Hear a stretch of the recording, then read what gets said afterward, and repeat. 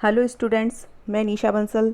आज हम बात करते हैं बीकॉम सेकेंड ईयर के प्रथम प्रश्न पत्र की मुद्रा एवं बैंकिंग प्रणाली। पिछले लेक्चर में मैंने आपको बताया था मुद्रा क्या होती है, इसका क्या अर्थ है, मुद्रा आखिर आई कहाँ से, इसका प्रादुर्भाव कहाँ से हुआ था, स्टार्टिंग कहाँ से हुआ और इसका नाम मुद्रा कैसे पड़ा, मुद्रा और चलन में क्या अंतर है, निकट मुद्रा क्या होती है। इन टॉपिक्स पर हम बात कर चुके हैं लास्ट लेक्चर में। आज हम बात करते हैं, नया टॉपिक लेते हैं, मुद्रा के कार्य क्या है। ठीक है, अब आप ध्यान दो, मुद्रा का आविष्कार वस्तु विनिमय से होने वाली कठिनाइयों का समाधान करने के लिए हुआ था। मैंने आपको पिछले लेक्चर में बताया था कि स्टार्टिंग में यानी कि अर्थव्यवस्था में आदिकाल में मनुष्य वस्तुओं का विनिमय करता था। वस्तु विनिमय में बहुत सारी कठिनाइयाँ थी। उसी एक तो मूल्य का मापन नहीं हो पाता था, कितना मूल्य देना है किस वस्तु का, ये या किस वस्तु के बदले में कौन सी वस्तु दी जाए, ये पता नहीं चलता था। तो इन सब कठिनाइयों को दूर करने के लिए मुद्रा का आविष्कार हुआ था। तो मुद्रा का एक मुख्य कार्य क्या है? सबसे पहले तो मुद्रा का कार्य क्या हो गया, वस्तुओं और सेवाओं के लेन देन को बिल्कुल सरल बनाना, ताकि जो हमारे सामने एक बहुत बड़ी कठिनाई थी कि किस प्रकार से मुद्रा का मूल्य, किसी वस्तु का मूल्य डिसाइड किया जाए, सामने वाले को कौन सी वस्तु किसी वस्तु के बदले में कौन सी वस्तु दी जाए, ये एक बहुत बड़ी टिपिकल प्रॉब्लम थी। तो इसके सॉल्यूशन के लिए मुद्रा ने क्या किया कि किसी भी वस्तु का हम एक मूल्य डिसाइड कर देते हैं कि हाँ, इस वस्तु का इतना मूल्य है। अब व्यक्ति को ये सोचने की ज़रूरत ही नहीं है कि उस वस्तु के बदले में कौन सी वस्तु देनी है, उसे सीधा सा अपना एक मूल्य देना है, उसकी जो भी कीमत है वो देनी है और वो फ्री हो गया।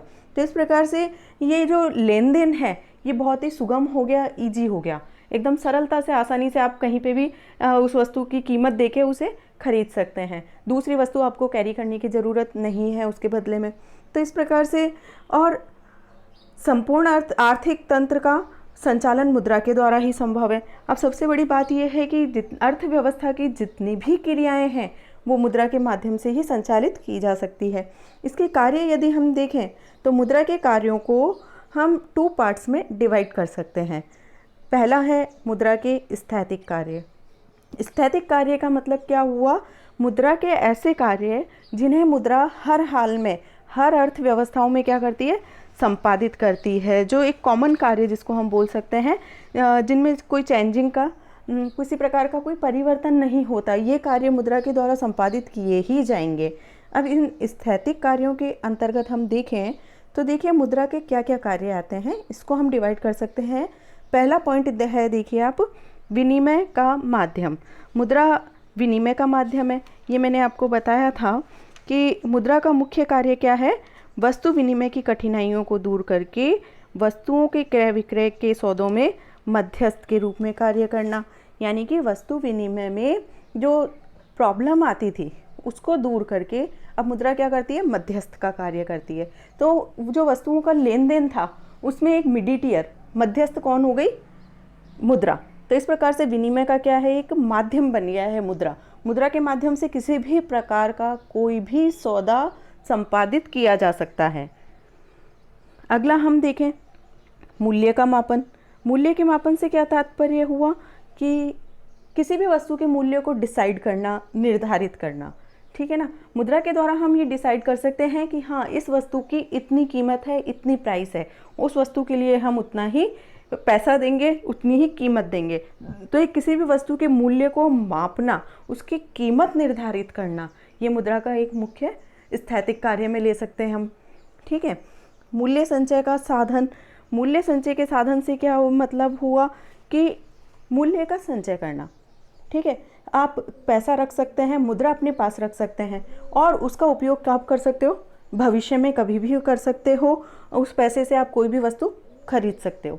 जबकि वस्तु विनिमय प्रणाली में सबसे बड़ी प्रॉब्लम क्या थी, उन वस्तुओं को आप संग्रह करके नहीं रख सकते। किसी भी वस्तु को, वस्तुएं क्या है, नाशवान प्रकृति की होती है, कभी भी नष्ट हो सकती है, तो उनको हम स्टोर करके, संग्रह करके नहीं रख सकते।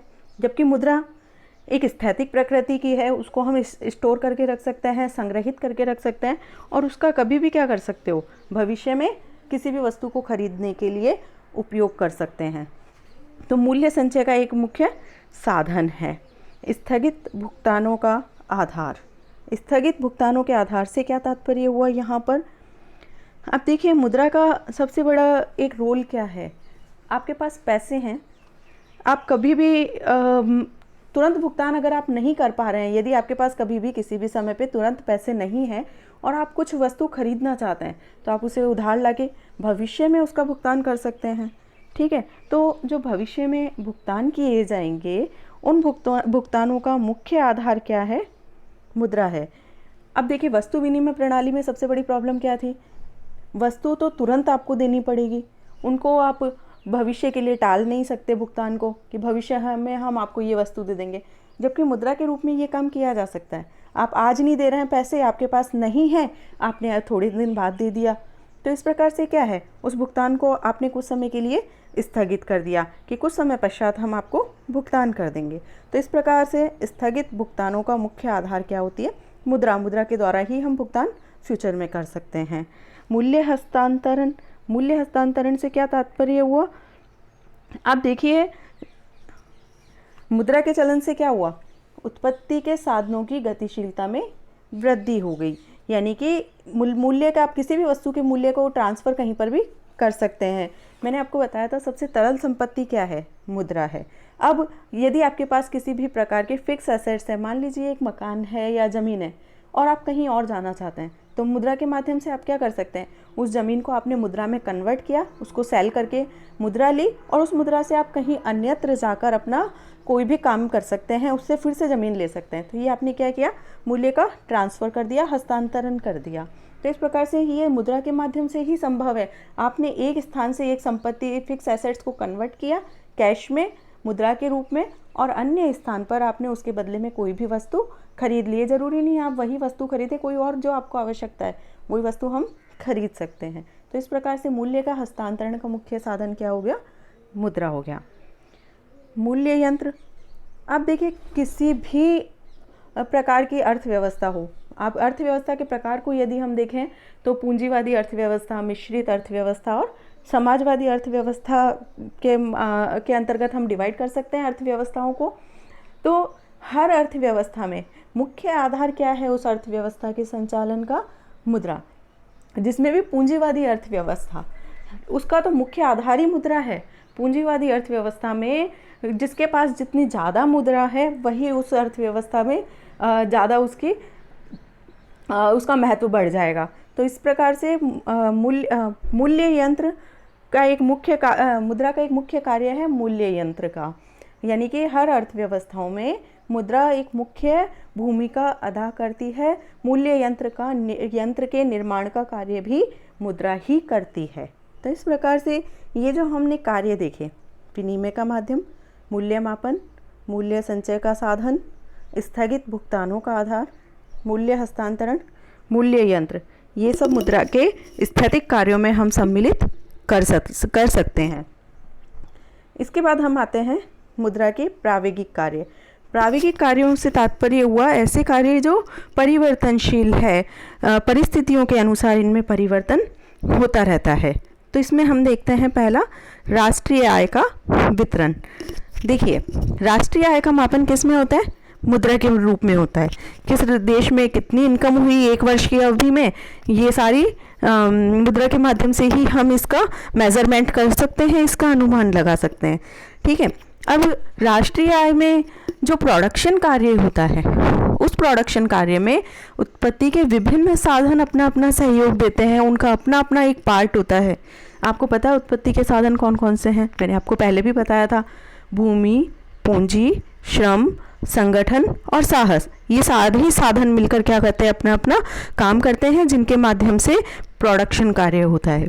अब देखो किस साधन ने कितना काम किया, किस साधन की महत्ता कितनी है, उसे कितना दिया जाए, ये किसके द्वारा हम निर्धारित कर सकते हैं? मुद्रा के माध्यम से हम निर्धारित कर सकते हैं कि उत्पत्ति के कौन से साधन ने कितना कार्य किया, उसका उत्पादन कार्य में कितना महत्व रहा है, योगदान रहा है। उसी के आधार पर हम क्या कर सकते हैं? उसको पेमेंट कर सकते हैं, भुगतान कर सकते हैं। तो इस प्रकार से उसका राष्ट्रीय आय में कितना योगदान है, कितना उसको दिया जाएगा भुगतान, कितना वितरण, आय का वितरण कितना होगा उसके मध्य में, इस सारी बातों का अनुमान हम लगा सकते हैं मुद्रा के माध्यम से। देखिए अगला पॉइंट है साख का आधार। साख के आधार से क्या तात्पर्य हुआ? आपको पता है कि वर्तमान अर्थव्यवस्था में, वर्तमान परिस्थितियों में साख अर्थव्यवस्था के संचालन का एक मुख्य आधार हो गई है। सारे कार्य, आर्थिक गतिविधियां बहुत कुछ साख पर निर्भर है। बैंकिंग प्रणाली, हमारा पूरा बैंकिंग सिस्टम साख पर आधारित है। बैंक साख सृजन की क्रिया करते हैं। ये सारी क्रियाएं किसके माध्यम से संबंधित है? ये सारी क्रियाएं मुद्रा के कारण संभव है। मुद्रा इसमें महत्वपूर्ण रोल प्ले करती है। एक मुद्रा का मुख्य कार्य है कि वो साख का निर्माण करती है, उसका मुख्य आधार है मुद्रा। इसके बाद हम देखते हैं पूंजी की उत्पादकता में वृद्धि। देखिए, पूंजी की उत्पादकता में वृद्धि से क्या तात्पर्य हुआ? मैंने आपको बताया था कि सबसे जो लिक्विड तरल संपत्ति है वो क्या है? मुद्रा है। ठीक है, और इसके अलावा अन्य संपत्तियां जो है उनको भी हम मुद्रा में तुरंत परिवर्तित कर सकते हैं। ठीक है, यानी कि एक व्यक्ति अपनी अनुत्पादक संपत्ति को बेचकर, विक्रय करके उसके माध्यम से मुद्रा प्राप्त कर सकता है और उस मुद्रा के माध्यम से वो किसी भी प्रकार के उत्पादन कार्य में निवेश कर सकता है। तो इस प्रकार से पूंजी की उत्पादकता में वृद्धि होती है। यानी कि एक व्यक्ति अनुत्पादक कार्यों से को बेचकर मुद्रा प्राप्त करके उसे उत्पादक कार्य में इन्वेस्ट कर सकता है, विनियोग कर सकता है। तो इस प्रकार मुद्रा पूंजी की उत्पादकता में वृद्धि करती है। आर्थिक विकास में गति, मुद्रा का उपयोग किस में किया जा सकता है? उत्पादक कार्यों में। मैंने अभी बताया था, अनुत्पादक कार्यों से पूंजी प्राप्त करके, अनुत्पादक संपत्ति से पैसे प्राप्त करके उसे उत्पादन कार्य में लगाया जा सकता है। और जब उत्पादन कार्य होगा, देश में प्रोडक्शन बढ़ेगा, नई नई वस्तुएं प्राप्त होंगी, अर्थव्यवस्था में गति आएगी, एक गतिशीलता उत्पन्न हो जाएगी, अर्थव्यवस्था के सभी साधन काम पर लग जाएंगे। तो इस प्रकार से देश का तीव्र गति से आर्थिक विकास होगा। सीधा सा है, यदि देश के पास मुद्रा नहीं है तो वो गरीबी में रह जाएगा, उसके प्राकृतिक संसाधन, मानवीय संसाधन उपयोग नहीं आ सकते। और जब देश के प्राकृतिक संसाधन, मानवीय संसाधन उपयोग में नहीं आएंगे, प्रोडक्शन नहीं होगा, तो देश का आर्थिक विकास नहीं हो सकता, वो देश पिछड़ा हुआ रह जाएगा। और यदि उस देश के पास मुद्रा है तो वो अपने संसाधनों का उपयोग बहुत बेटर तरीके से, बहुत अच्छे तरीके से करेगा। और जब बहुत अच्छे तरीके से उसके प्राकृतिक संसाधन, मानवीय संसाधन काम में आएंगे तो उस देश का विकास, चाहे वो सामाजिक विकास है, राजनीतिक विकास है, आर्थिक विकास है, सभी में तीव्र गति का संचालन होगा और उस देश का विकास तीव्र गति में होने लगेगा, देश का विकास तीव्र गति से होने लगेगा। तो इस प्रकार से मुद्रा एक प्रकार से चिकनाई का काम करती है, जो देश के आर्थिक विकास को गति देती है। आपको पता है, व्हील्स होते हैं, उनमें जब तक आप ऑयल नहीं डालो, ग्रीस नहीं डालो, वो व्हील्स काम नहीं करते। तो ये जो ऑयल है, ये अर्थव्यवस्था में इस ऑयल का काम कौन करती है? मुद्रा। इसके बाद आप देखिए, अगला पॉइंट हम आते हैं मूल्य स्तर पर नियंत्रण। देखिए, मूल्य स्तर पर नियंत्रण किसके माध्यम से होता है? मुद्रा के माध्यम से। मूल्य स्तर में बहुत कमी हो सकती है, बहुत वृद्धि हो सकती है, यानी कि वस्तुओं की कीमतों में बहुत अधिक कमी और वृद्धि हो सकती है। अब इस कमी और वृद्धि को कैसे दूर किया जा सकता है? यदि अर्थव्यवस्था में मुद्रा की मात्रा में कमी और वृद्धि कर दी जाए तो इस प्रकार से कीमतों में भी कमी वृद्धि को रोका जा सकता है। जब अर्थव्यवस्था में मुद्रा की पूर्ति बहुत ज़्यादा बढ़ जाती है तो उसका इफेक्ट क्या होगा? मुद्रास्फीति।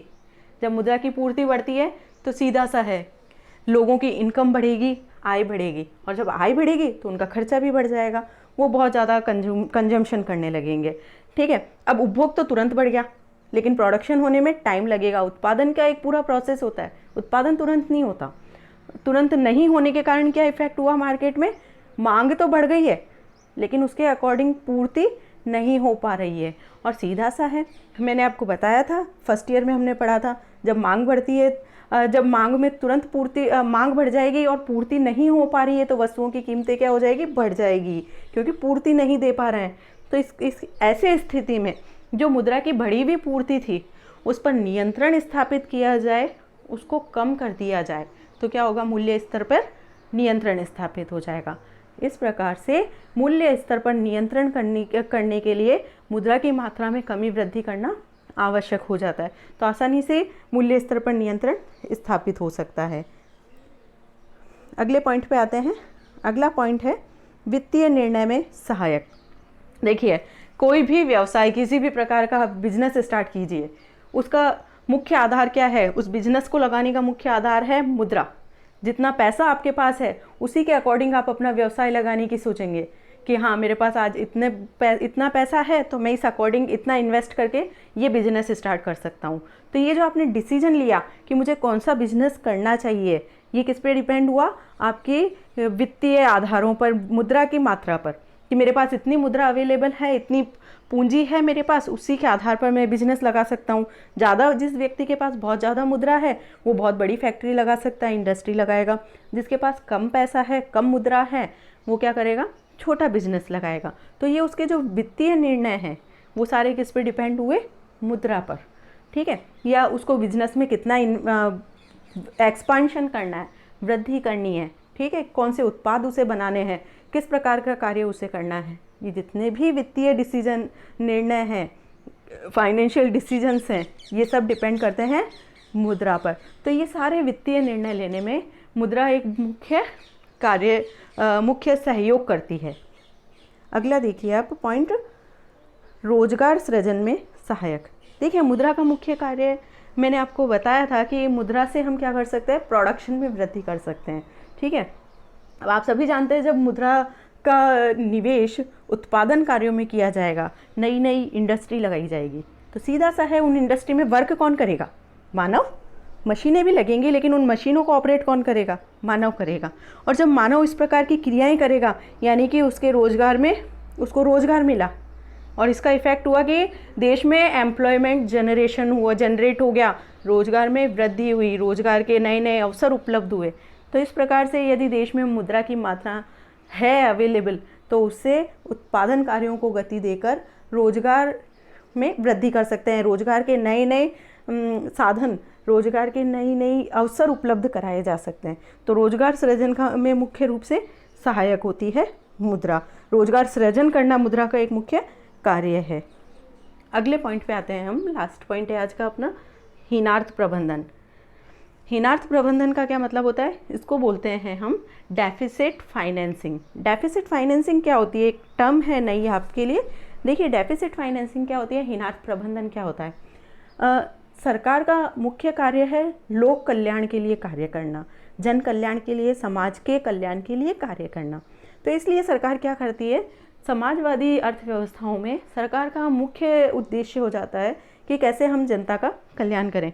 इसीलिए सरकार के जन कल्याण के व्यय बहुत ज़्यादा होते हैं, जबकि सरकार को प्राप्त होने वाली इनकम बहुत कम होती है। तो जब व्यय बहुत ज़्यादा है और इनकम बहुत कम है, तो जो एक्सेस व्यय हो रहे हैं सरकार के, उनकी पूर्ति सरकार कहाँ से करे? ठीक है, इसके लिए वो एक टर्म अपनाती है हीनार्थ प्रबंधन की, यानी कि इस बढ़े हुए व्यय की पूर्ति के लिए सरकार क्या करती है? नए नोटों का निर्गमन करती है। जब नए नोटों का इस प्रकार से निर्गमन किया जाता है तो ये व्यवस्था कहलाती है हीनार्थ प्रबंधन। ठीक है, अब इसमें आप देखिए, इसमें मुख्य ये रोल किसका है? मुद्रा का। यानी कि सरकार मुद्रा के रूप में, नए नोटों के रूप में मुद्रा का निर्गमन करती है। तो मुद्रा का मुख्य कार्य क्या हो गया? देश में हीनार्थ प्रबंधन की क्रिया को संपादित करना। तो इस प्रकार से ये सारे मुद्रा के प्राविधिक कार्य हम ले सकते हैं, प्राविधिक कार्यों में हम लेते हैं, जिसमें मैं आपको फिर से रिपीट करती हूँ क्या क्या कार्य हमने लिए थे। राष्ट्रीय आय का वितरण करना, साख का आधार, पूंजी की उत्पादकता में वृद्धि करना, आर्थिक विकास में गति, मूल्य स्तर पर नियंत्रण, वित्तीय निर्णय में सहायक, रोजगार सृजन में सहायक और हीनार्थ प्रबंधन करना। Okay, thank you.